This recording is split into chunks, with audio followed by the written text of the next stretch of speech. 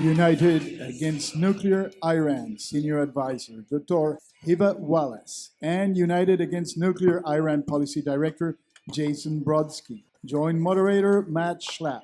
Hiva and Jason, we're here to talk about a serious subject, and that is this very clear Trump policy that Iran should never have a nuclear weapon. And the people in this room understand that Iran isn't just this rogue regime in the Middle East, but it's a regime that fuels terror and chaos all over the world, including in the Western Hemisphere, including allying itself with terrible regimes like in Venezuela. So the very first thing people should know about you, Hiva, is not only the work you both do to make sure that there's a maximum pressure campaign against Iran. Hopefully freedom will reign again in Iran soon, but you are Iranian. And so how do you think about President Trump having the courage to do the strike? Thank you, Matt. I think President Trump has been the first president in a very long time that has understood how to deal with the Iranian regime. And after such a long time, he has restored Americans' deterrence in the region and in the world, actually, in fact. And Iranian people,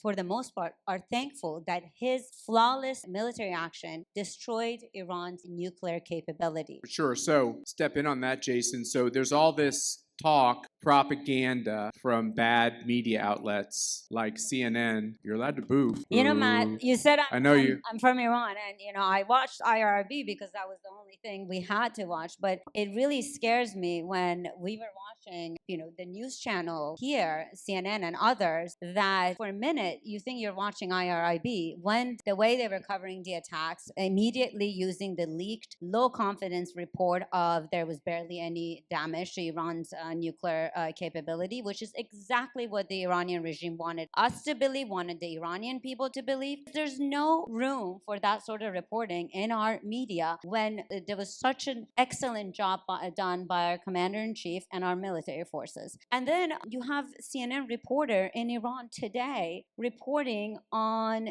the funeral of these 30 so commanders that were successfully in a very precise target attack killed by the Israeli forces, and reporting on the support of the regime. So this will come as a shock to nobody in this room. Most of you or your families have fled these communist regimes that media immediately. And I'm sure it's sad for everyone to realize that same tactic is being used in America, but put a finer point on that. The information we're hearing out of Iran, what can't we believe? Well, it's great to be with CPAC. I think that, sadly, American media, when you go into a totalitarian regime that controls all aspects of life in the Islamic Republic, you see the regime using Western media as an influence operation where they restrict the access that these media outlets have to the country, and they're only projecting onto television screens around the world the narrative that the Islamic Republic wants everyone to believe. And that is that the Islamic Republic still stands and that there's a rally around the flag effect where Iranians are outraged and chanting death to America. But the reality is very different because the majority of Iranians want the Islamic Republic gone. And unfortunately, what you see it's not really a majority, right? It's like a super majority of like the non-crazy zealous religious parts of society, which would be like 90% of Iran. Right, exactly. The regime still has a very small but hardened core base,